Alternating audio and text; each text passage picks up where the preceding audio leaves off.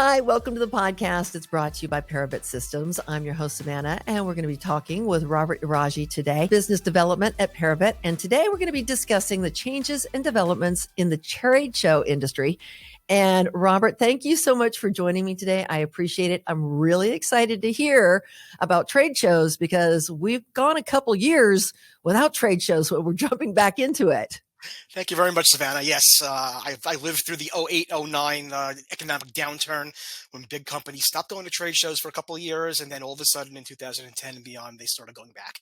So it's a very, very, very resilient industry that is very relevant, and it's near and dear to my heart. I've been going to them since 1998. So.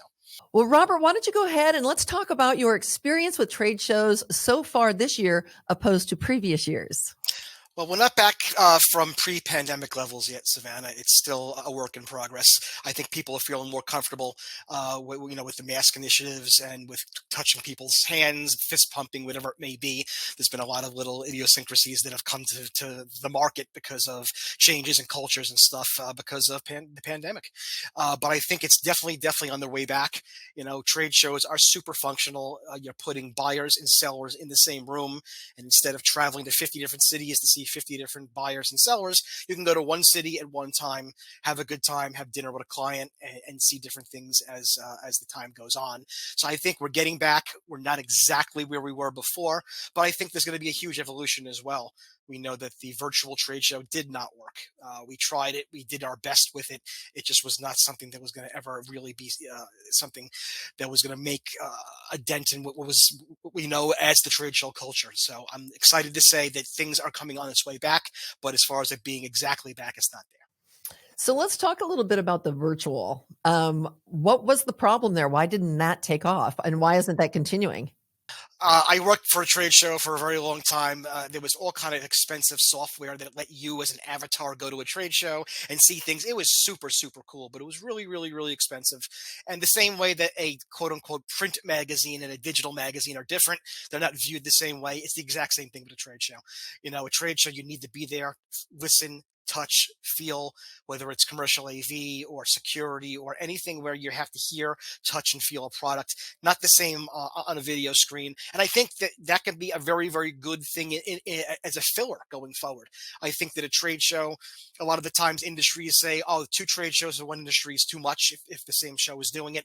Maybe they have one a year and they do a monthly or every 3 or 4 month, some kind of a symposium in the middle by integrating different technologies with digital technology and seeing where it is, but it's never going to take the place of an in-person show, touching, feeling, seeing your client. It's a wonderful thing. So it was a new venture, the virtual, and that was an absolute necessity. And so how have you guys implemented new techniques and the things that you needed to do to get up to speed after the pandemic? Like, what does that look like? How have things evolved? I think people that are going to shows now, it used to be just like an automatic thing. Oh, it's the show of the big show of the industry. We have to go. We have to be there. Not the case any longer. I mean, a lot of the times, if you have a big job and you're an integrator and you're going to a show, you're probably going to do that job because you're making money rather than spending money on learning about new products and everything else. But I think that we're seeing a very good mix of quality over quantity. And I think any trade show exhibitor will take that any day of the week. You rather have 10 very good leads than 100 not so good leads. You want buyers to see your latest products, and you need a reason to go to the show. You need a reason to go there, to go into a booth, to check out a product or products. And I think that the emphasis is still on making the show current, making it an exciting place to be, and making each booth a place to stop by. And as an exhibitor, I think you have to do that and to keep the people engaged and everything else.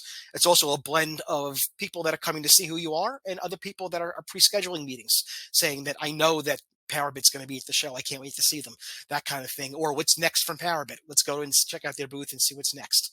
And I think it's a good thing for the industry when we can add value and add technology and products that people can use. Well, having attended shows in the past as an attendee versus now where you're primarily exhibiting, what are some of the biggest ways to draw people towards a booth? I think it doesn't matter. Size, they say, always say size matters. I don't think it does. I've been to booths that are humongous in size and they had nothing going on. And it's like, okay, it's a big space, got a nice little coffee bar, but what's really there? What's the meat and potatoes? People are going to shows nowadays to get educated, to see people, to learn about things. You can have a 10 by 10 and make it engaging. I know our last show we had a pylon with all the different things that we did in that booth. The technology, it was very, very engaging and interesting. And I think people, they like the premiums too, the free hats and everything else. That's a way of drawing people in.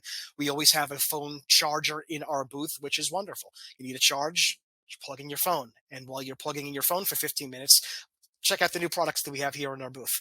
And I think other companies can definitely learn from the fact that, you're at the show, you may be a big name and an important name, but you also have to provide value and a reason for people to stop in, come and say hi and see what's new. Because a lot of the times the new companies are the ones that get the most play because people are curious. What's new? Who is this company? What do they do? And I think it's also a delicate balance of showing just enough in your booth to get people interested without giving away everything. Because if they can see everything before they even walk in, they may not walk in. But if it looks interesting and it looks like fun, they're going to come in and say hi. So you're saying having something physical in the booth is a draw. Do it. I think absolutely. I mean, I've I've gone to shows that in industries where they have one show once a year, and you know what? It's the one time you can showcase your products. I've had people put prototypes under big glass cases and saying, it doesn't work yet, but this is what it looks like and this is what it does. If nothing else, I think everybody wants what they can't have. You get a company like Uggs that keep their production limit down and they make cool products and everybody wants them. So it keeps the price, supply and demand type in influx as well. But I think it's very important for people to see the products that are new, even if it's just an update of a current product. It shows exactly what's coming. Even if it's not available or shipping today, it gives people a hope. Hey, this is what's next. This is what's happening. And a lot of these shows are good because they are good for the dealer slash integrator to get educated on what the product can do. If an end user sees it, it's fine. It's not a big deal. But the dealer, contractor, integrator are the people that are going to be educating their buyers on how it works. And I think these shows are very, very important in the formative stages to show them what's happening, what we're working on, and what we're doing. Well, if there's one product that Parabit makes that you would recommend for all exhibitors to put in their booths, what would it be? I gotta say our mobile phone charging stations, and I have a lot of friends in the industry that actually are looking to buy them from Parabit themselves because they have demo rooms, they have seminar rooms, they have areas of their booth or another offsite meeting room that they want people to come in and stay. And again, the great thing about charging a dead phone at a trade show when we all have them is that you need at least 10, 15 minutes to get some kind of juice back in your phone. What are you doing? You're not going to leave $1,000 phone and go and get a cup of coffee and come back.